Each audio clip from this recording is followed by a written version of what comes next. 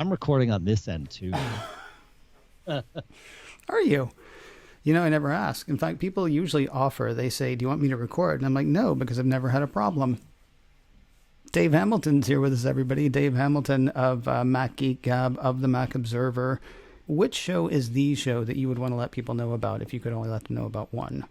It would be Mac Geek Gab. That's the show I've been doing the longest. It is the show that at macgeekgab.com, though that will redirect you to Mac Geek Gab's home at the Mac Observer.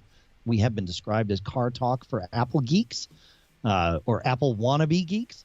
We take your questions, your tips, your cool stuff found. We mix them all together. We share them. And the goal is every single one of us, me, my co-host John F. Braun, you as a listener, every one of us learns at least 5 new things every time we get together. At least 5 new things every time? Yes. Okay. At least. Is there a money back guarantee on that? Sure. Yeah, I'll give you your money back. All right, cool. That's awesome. Right. So on this show, I do a few different features during the week. Well, it depends. Like if you're a first-time guest to the show, as you are this week, of course, there are some features that people have heard before that have kind of fallen by the wayside because I've been having people back more and more. Right. Monday, though, starting, I guess, about a month ago, maybe a little bit more, started a feature called It's News to Blank. Blank being the person who's on. So today, you, Dave, are actually on the show. And so I will be asking, what is news to you? In fact, why delay? I'm curious, Dave, what's interesting in news to you right now? So, as I said, I'm a geek, right? Yeah. And so, I honestly, there are weeks that go by that I am not obsessively focused on Apple news. What's that like? Yeah, it's nice. It's a good little world. I live in a nice bubble.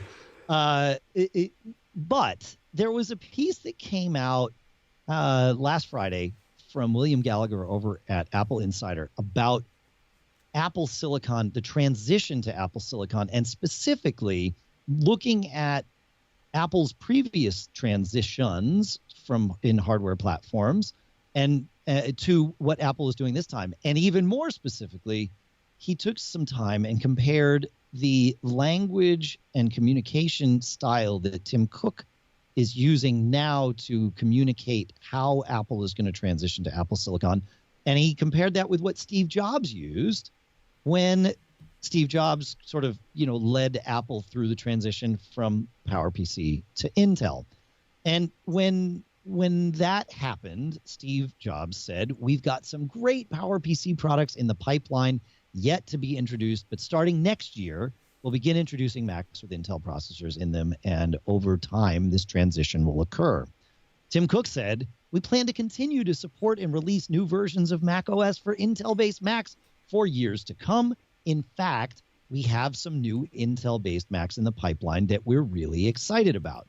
So it's almost like you didn't want to plagiarize, so you took that paper you found on the internet and you changed the order of the thoughts and maybe changed some words, and then out came this. And what's interesting is Apple, in both cases, communicated a 2-year conversion period during which they would be selling machines of both types. And in the most recent one, so not the current one, but the transition to Intel, it only took 1 year. And in his piece, William Gallagher posits that, in fact, he thinks this one will only take 1 year. And in both cases, Apple employed the Scotty principle and built in some extra time in case things don't go as planned. Right. So they can hit their 2-year mark. But they are going to hopefully have been seen as under-promised, over-delivered on this one, which makes total sense. Of course, it's going to happen faster than they're telling us. Well, I mean, it's going to happen faster for some of us. I mean, I sort of assumed, and I think I talked about this, on Twitter. I messaged back and forth with Ben Beharan when they first announced this. He was surprised that they kept stressing that they were going to support Intel, that they had new machines coming out, and that they were going to support Intel for years to come. Yep. My immediate thought on that was when Apple made the move from PowerPC to Intel, it only mattered to Apple fans. It only mattered to people who were buying the Mac, right? Because businesses weren't buying the Mac. You may have had some outlier businesses that ran on the Mac, but organizations didn't have BYOD the way they have it today. You didn't go to a serious company and have them say, do you want a Windows-based laptop or do you want an Apple laptop? they would say, here's your laptop, and then hand you a Dell or hand you an HP or whatever it happened to be. Totally. On the one hand, I see what you're saying as far as they can do that for the consumer, but they can't really rush. Like we're like no more Intel machines now. If they've said 2 years, they kind of have to stick with 2 years because you've got large organizations planning out what they're buying for the next couple of years. And they're not going to want to get caught, having thought last year that they were going to buy an Intel machine next year, only to find that those aren't available. So that's an interesting thing that you bring up, right? Because Apple, the presumption when Apple says 2 years is that we are going to be releasing new hardware that is based on currently, the Intel platform alongside of hardware that is Apple Silicon. But what it could mean is we will maintain a stock of our current Intel hardware while we create new machines that are based on Apple Silicon. So you can still buy newly made Intel Macs, and maybe they'll see little speed bumps and things like that, as the parts allow. But in the end, if you want the sort of the cutting edge stuff, the new thing, that's going to only happen in Apple Silicon. That could certainly be the case. I mean, last time there was exactly one more PowerPC Mac that was introduced about after the announcement.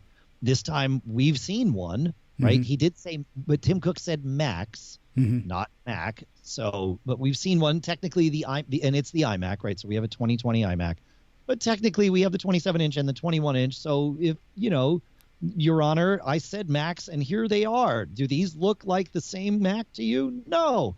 So you might be able to get away with that. Wasn't there also like a minimal Mac Mini refresh? I mean, I want to say it was just, I can't remember what it was. Maybe just like more onboard storage or something like that. It was, but I think that was before the Apple Silicon announcement proper. Oh, I thought it came out at the same time as the iMac. I don't know. I mean, You're right. That would be catching out on a technicality.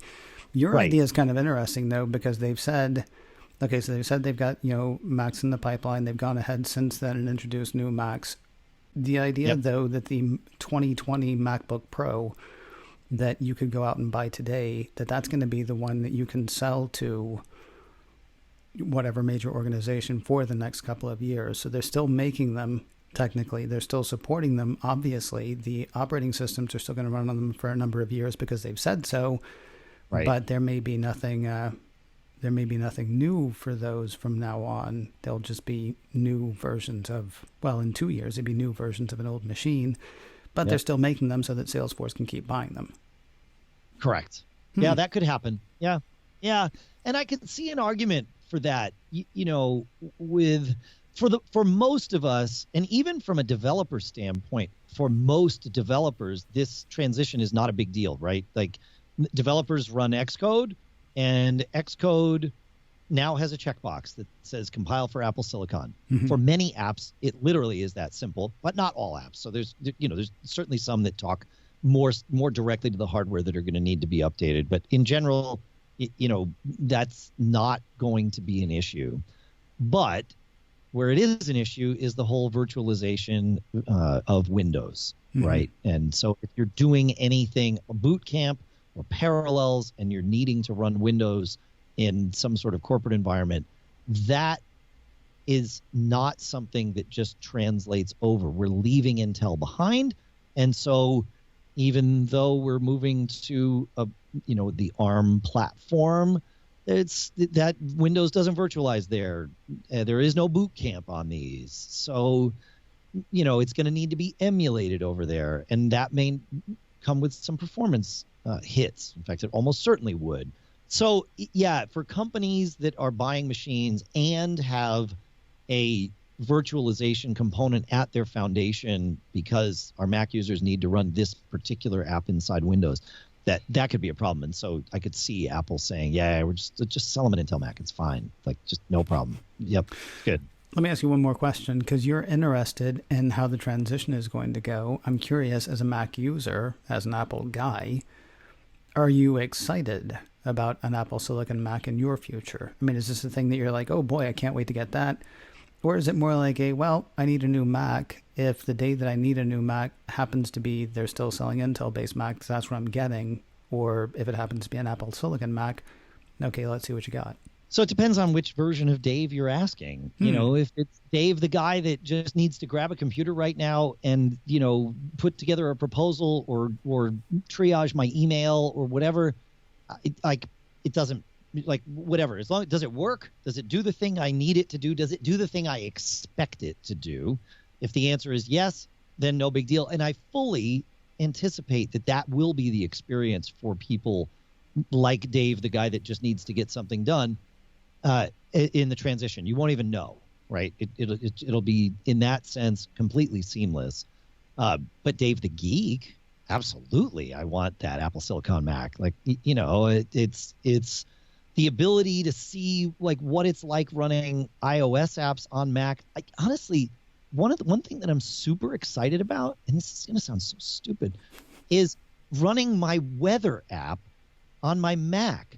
I can pull up weather websites and things like that, but I like my Weather Underground app. I like the way it lays out the stuff. I like the Storm app also from them that gives me predictive radar. I live in New England here, and so it's relatively predictable, certainly even same day, where I can see, okay, this is when we're going to get rain. This is when we're not going to get rain. This is when we're going to get snow, not going to get snow. I like the way those apps do it. I have not found a website that does it. I can't wait until I can just run that app on my Mac so I don't have to pick up my phone and look at the weather if I'm sitting at my desk. But that's, you know, that's one little thing. But I am eager to see how the access to those sorts of things changes my experience with my Mac. So yeah, I like, from that standpoint, I am excited about it. Yeah.